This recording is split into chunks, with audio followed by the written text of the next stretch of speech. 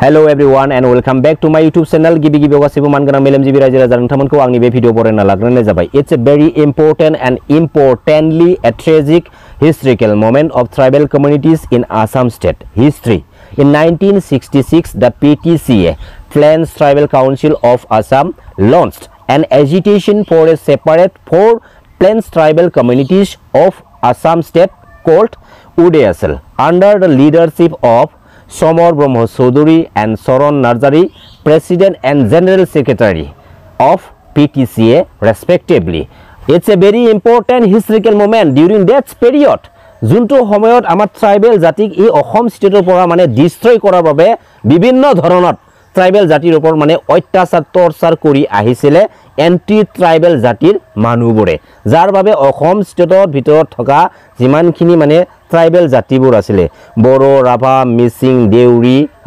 Lalung জিমানখিনি tribal জাতি আছিল হেতু অসম ষ্টেটৰ ভিতৰ আমি একলগ হৈ কিনি এটা প্ল্যাটফৰ্মত থিয়া দি কিনি পিটিসিয়ে গঠন কৰি আমাৰ ট্ৰাইবেল জাতিক ৰক্ষা কৰাৰ কাৰণে উদয়াচলক লৈ আমি সেপাৰেট ষ্টেট ক্ৰিয়েচনৰ কাৰণে আমি আন্দোলন কৰি আহিছিল আৰু হেতু সময়ত এন্টি ট্ৰাইবেল জাতিৰ মানুহগিটাৰে মানে ভয় কৰিছিল যত নেকি আমাৰ অসম ষ্টেটৰ সকলো ট্ৰাইবেল জাতিয়ে মানে ইউনাইটেড হৈ কিনি ট্ৰাইবেল জাতিক ৰক্ষা কৰাৰ কাৰণে উদয়াচলক লৈ মানে সংগ্ৰাম কৰিছিল যুদ্ধ কৰি আহিছিল হয় না নাই আৰু আমাৰ ট্ৰাইবেল জাতিৰ আন্দোলনক লৈ ইউনিটিক লৈ এন্টি ট্ৰাইবেল জাতিৰ মানুহবোৰে বিভিন্ন ধৰণৰ পলিটিক্যালি নন পলিটিক্যালি কেনেকৈ ট্ৰাইবেল ভাইসকলৰ মাজত বিভাজনটো মানে আনিব পাৰে ডিভাইড কৰিব পাৰে হেতু লৈ হিয়তে মানে বিভিন্ন ধৰণৰ বিভিন্ন এংগলত চেষ্টা কৰি আহিছিল আৰু হেতু সময়ত আমাৰ ট্ৰাইবেল জাতিৰ বুকুত এনেকুৱা ট্ৰাইবেল সন্তান জন্ম লৈছিল যেইবোৰে এন্টি ট্ৰাইবেল মানুহৰ লগত লগ লাগি কিনি এন্টি ট্ৰাইবেল পলিটিক্যাল লিডাৰৰ লগত লগ হৈ কিনি আমাৰ ট্ৰাইবেল জাতিটোক মানে বিক্ৰী কৰি দিলে যাৰ বাবে এন্টি ট্ৰাইবেল মানুহবোৰে এন্টি ট্ৰাইবেল লিডাৰবোৰে আমাৰ ট্ৰাইবেল ভাই ককায়ৰ মাজত মানে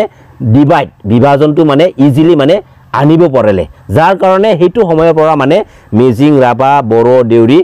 এভৰিথিং মানে ভাগ ভাগ হৈ গেল আমাৰ ট্ৰাইবেল ভাই ককায়ৰ মাজত কেনেকৈ বিভাজন আনিব পাৰে কেনেকৈ ডিভাইড কৰি ৰাখিব পাৰে এটো এটা সপোন আছিল এন্টি ট্ৰাইবেল জাতিত যত নেকি হেতু পিৰিয়ডছত হিয়তৰ কিছুমান প্লেনিংটো সাকসেসফুল হৈছে আৰু হেতু পিৰিয়ডছত আমি ট্ৰাইবেলৰ মাজত মানে বিভাজন হৈ কিনি আমি থাকিলে ডিভাইড হৈ কিনি আমি থাকিলে হয় না নাই এতিয়া মোস্ট ইম্পৰ্টেন্টলি আমাৰ অসম ষ্টেটত আমাৰ ট্ৰাইবেল জাতিৰ মেজৰিটিটো বেছি আছে না নন ট্ৰাইবেল জাতিৰ মেজৰিটিটো বেছি আছে এতিয়া আপোনালোকে ভালকে ক্যালকুলেশন কৰি চাওক আৰু আজি তাৰিখত মই এটোই কথা কম যে আমাৰ ট্ৰাইবেল জাতিটো কিয় কাৰণে আমাৰ অসম ষ্টেটৰ ভিতৰ থাকি কিনি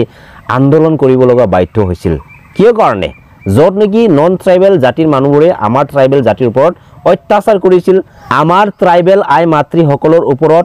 অত্যাচাৰ কৰিছিল ৰেপ কৰি হত্যা কৰিছিল আৰু আজি তাৰিখলৈকে আমাৰ ট্ৰাইবেল আই মাতৃ সকলে সেফটি নাই আজি তাৰিখলৈকে ৰেপ কৰি হত্যা কৰে ৰেপ কোনে কৰে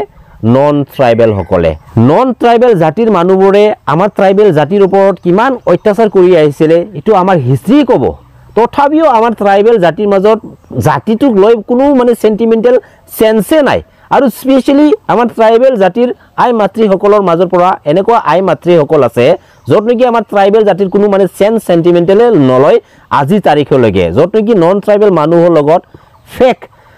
লাভ ৰিলেশনশিপ কৰি কিনি হিয়তৰ লগত মানে পলাই যায় নন ট্ৰাইবেল মানুহৰ লগত পলাই যায় কিনি কৰবা বিয়া হৈ যায় একচুয়ালি মই এটা স্পেশাল ৰিকুৱেষ্ট কৰিম আজি হিটু ভিডিঅ'ৰ মাধ্যমেদি আমাৰ ট্ৰাইবেল জাতিৰ আই মাতৃ সকলে প্লিজ নন ট্ৰাইবেল জাতিৰ পৰা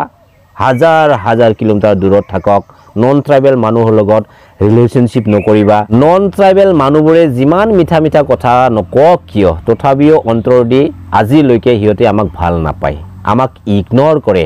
যাৰ কাৰণে আজিলৈকে আমি নিজৰ জাগাতে নিজৰ স্থানতে কোনো সেফটি নাই কোনো সিকিউৰ নাই আমাৰ অসমৰ মুখ্যমন্ত্ৰী মাননীয় ডক্টৰ হেমন্ত বিশ্ব শৰ্মা ছাৰলৈ মই এটা ৰিকুৱেষ্ট কৰিব খুজিছো 1947 চনত ব্ৰিটিছ গভৰ্ণমেণ্টে আমাৰ ট্ৰাইবেল জাতিক সেফটি কৰাৰ কাৰণে এই ট্ৰাইবেল জাতিক এটো পৃথিৱীত বাছাই ৰাখাৰ কাৰণে আমাৰ ট্ৰাইবেল জাতিৰ কাৰণে ট্ৰাইবেল বেল্টছ এণ্ড ব্লকছটো মানে দি গিছিলে আৰু এতিয়া আমাৰ ট্ৰাইবেল বেল্টছ এণ্ড ব্লকছত মাটিত নন ট্ৰাইবেল মানুহবোৰে অবৈধভাৱে দখল কৰি আছে এতিয়া কথাটো হল কি আমাৰ যিমানখিনি ট্ৰাইবেল বেল্টছ এণ্ড ব্লকছৰ মাটিত নন ট্ৰাইবেল মানুহবোৰে অবৈধভাৱে দখল কৰি কিনি বসবাস কৰি আছে হিয়তক অতি সোনকালে ইভিকশন কৰিব লাগে অতি সোনকালে আমাৰ ট্ৰাইবেল বেল্টছ এণ্ড ব্লকছৰ মাটিৰ পৰা হিয়তক গুছাই দিব লাগে এই অসম ষ্টেটত যিমানখিনি ট্ৰাইবেল জাতি আছে যিমানখিনি ট্ৰাইবেল ভাই ককাই আছে আমাৰ ট্ৰাইবেল জাতিৰ দুখৰ হিষ্টৰীবোৰক পাহৰি নাযাবা ইমান ইজিলি পাহৰি নাযাবা আৰু স্পেশালি মই এটা কথা কম 1988 যত নেকি Bodoland movement during that period না 1988 কোকৰাঝাৰ ডিস্ট্ৰিক্টৰ ভিতৰত থকা ভূমকা ভিলেজ ভূমকা গাঁও এই ভূমকা গাঁৱৰ 13 জন আমাৰ বড়ো আই মাতৃসকলৰ ওপৰত আসাম পুলিচ আৰু আসাম পুলিচ টাস্ক ফোৰ্সে 1988 25 27 জানুৱাৰী দুটা ৰাতি ৰেপ কৰিছিলে তাৰ মাজত 12 বছৰ আৰু 13 বছৰত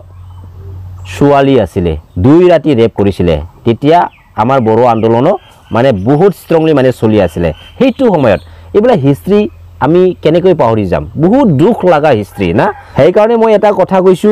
আমি বড়োলেণ্ড সেপাৰেট ষ্টেটটো ক্ৰিয়েচন কৰিহে এৰিম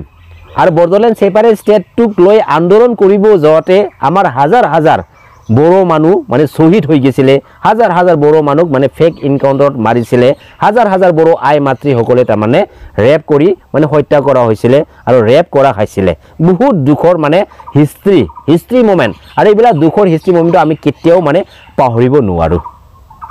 সিধা কথা মই একেবাৰে সিধা কথা